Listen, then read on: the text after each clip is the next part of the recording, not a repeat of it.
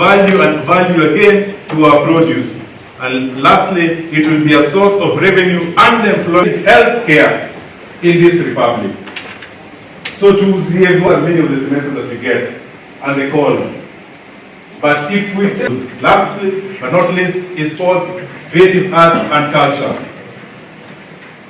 Good infrastructure around sports, we should be able to create about 250,000. The psychologists and all these guys, and that is an ecosystem that comes to nafikiria how much you want to give them. Let there be a policy that say if you win gold at the National Museum, economist ni ya Kipchoge, economita, nikishinda silver niko na nusu mita, nikishinda bronze niko na course creative arts. I joked and say, as Honorable Sakaja's fashion, we need to revive cotton and textile industry so that our designers, the young people who come to our people, and that is how we celebrate them. Again, we propose that again, we've looked at how that will help in the improvement and development of the gentleman, rule of law and security. If there's no security, people are not safe. Ladies and gentlemen, there's a slide that I would like us to finish with. We have some jobs in these places. In a restaurant, why should our restaurant, why should gym exist? Which city exists? For those of us who were not here yesterday.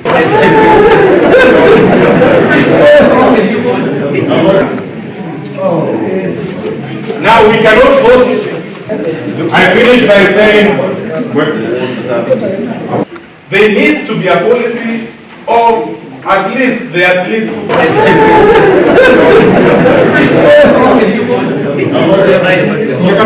good infrastructure around sports. We should be able to create about 250,000. As we approach 2022 general elections, we do so with the full understanding of the volatility of our political landscape as a country. Many times we have teetered on the path of electoral violence instigated by leaders who have made it their personal endeavor to incite people against each other for political expediency. We urge Kenyans to shun such leaders and jealously guard our country against brinkmanship, constant threats, and senseless violence. In this regard, we support the Independent Electoral Boundaries Commission, and we believe that they don't need to be destabilized now. As the body mandated to oversee the elections, Kenyans are looking forward to a commission that will deliver a free, fair, credible, and verifiable election. We reaffirm that our commitment to building a just, inclusive, prosperous nation under the auspices of the One Kenya Alliance is solidly on course. As an alliance anchored on shared ideals of individual freedom, national unity, and equal economic and social opportunities for all, we recognize that we carry the aspirations of millions of Kenyans who yearn for a responsive and reliable leadership bound by the true sense of the law. Therefore, our gathering here today has culminated in a collective agreement to roll out an array of joint public engagement activities. We will not only share our primary agenda of hope on the bedrock of an economic liberation, but also demonstrate that our One Kenya Alliance, in One Kenya Alliance, Kenyans have a unique opportunity to bestow their sovereign power on a responsible and trustworthy leadership. Therefore, our main vision and mission is to resuscitate Kenya's economy, whereby we will require practical solutions to our economic challenges. We hope that our alliance will be the one to end our excessive borrowing in the process of us going forward, and we believe that empty narratives and sloganeering on economic models are not an antidote to the challenges of our country. What we require as a country is to intensify the war on graft in order to salvage public resources diverted for personal gain and channel them to spur our economic growth. We are also aware that the Court of Appeal is set to rule on the Constitution Amendment Bill 2020 this Friday, August 20th, 2021. As an alliance that believes in the rule of law, we shall accept and respect the verdict of the courts. Irrespective of the outcome, we wish to restate that our resolve to be the leadership committed to seeing a One Kenya shall continue. As the Great Rift Valley Declaration, we hereby therefore unequivocally state that the One Kenya Alliance will field a presidential candidate in next year's elections. Just as you have heard, the vision of One Kenya Alliance is a just, inclusive, and prosperous Kenya. Us who are in Wiper, and we are very many of us, we want to give our full commitment to One Kenya Alliance. As we even give full commitment to One Kenya Alliance, we want to assure Kenyans that, just as it has been our motto, we are going to make sure that there is zero tolerance to corruption in this country. So with the One Kenya Alliance, we want to assure Kenyans that corruption will be a thing of the past. As One Kenya Alliance, we also want to assure Kenyans that every member of One Kenya Alliance will be a merchant of hope as we move to the future. Thank you very much. Yangu yatakuwa tu machache kwamba mara nyingine tena Kenya itakuwa na nafasi kuwa na viongozi ambao watahudumia wananchi kulingana na yale ambayo inawakumba. Kwa hivi sasa mambo ya elimu ya juu, higher education is a crisis in the country. Now we have a team ambao inaweza ikaangazia kiundani sana. The One Kenya Alliance is going to be a fresh air on the crowded field for next year. But the fifth president of the Republic is standing right in front of you. Thank you very much. We are deeply concerned about the ongoing extrajudicial killings. We've seen this happening in Embu, Kitengela, and we call upon the relevant authorities, particularly the Independent Police Oversight Authority, to move with speed. As we go towards the general elections, we also call upon the IBC. We are aware the 4 nominees are on the floor of the House. Probably by next week, we should be done with the vetting process.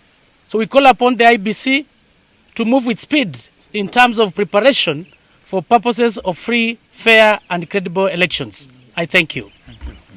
And in the inclusivity, I can assure you, and you can check and you can see, this is the face of Kenya. Those who are saying we're tribal cocoons, you're wrong.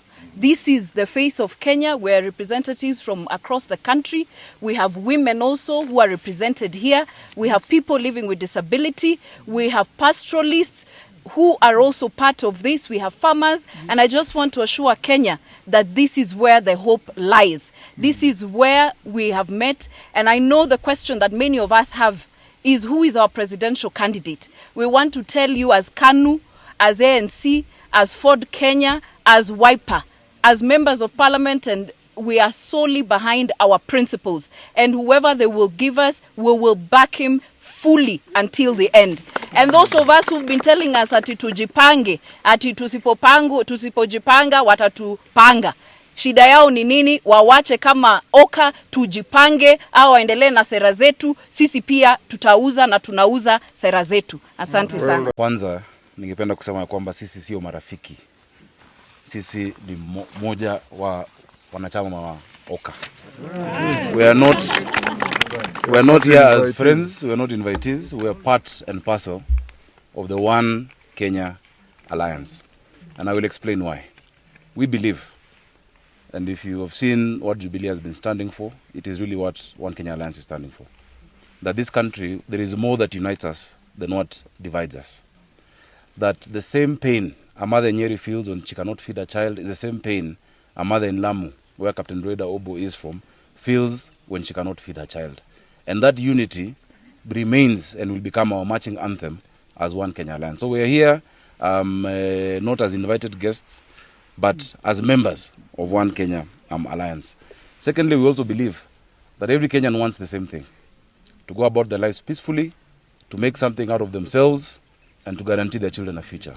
And that is why I'm glad as a member of Jubilee that in the last 2 days we've been able to have a discussion on the policy framework that we want to bring to Kenyans, and that there will be now conversations that will go to every corner of this country, from Turkana to Lamu, from Mombasa to Kuria, from Kuria to Abaswen, about what will be the manifesto and what will be the policy proposals that we're giving the people of Kenya. So we're happy and we're here.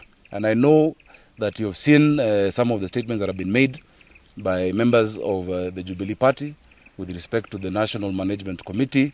We have processes within the party. I can assure you that there are very many members in Jubilee who find expression and find a home and see hope in the dream that One Kenya Alliance is selling. So when it gets to that stage, because any decision must be ratified by the National Delegates Conference, I am sure that majority of the members of Jubilee will see a future within One Kenya Alliance. And our agreement between KANU and Jubilee is one which runs up to 2022. And it doesn't stop KANU from engaging or affiliating with new formations like Oka. Ambaye itaokoa Kenya. So I always don't go far from the... So my appeal to you today is that we need to end that conversation whether we are here or there. Ours was an NDC decision that was given, and we will see that decision through. But for now, because 3 months into an election, we are supposed to be entering into either alone or we are engaging with others of like-minded. So today, I can assure you and assure our party members that KANU is fully in charge of its decision to make sure that we give the best to our members and the Republic of Kenya. And I do believe this is the train that will get us there.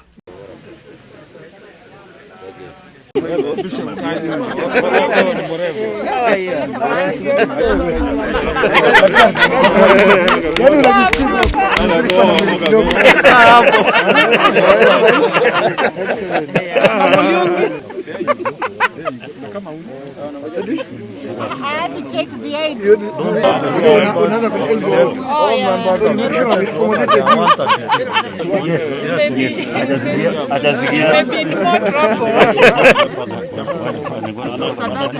You can move back.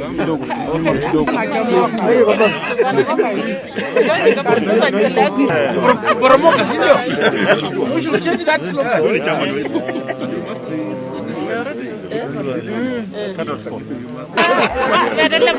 You know it's you.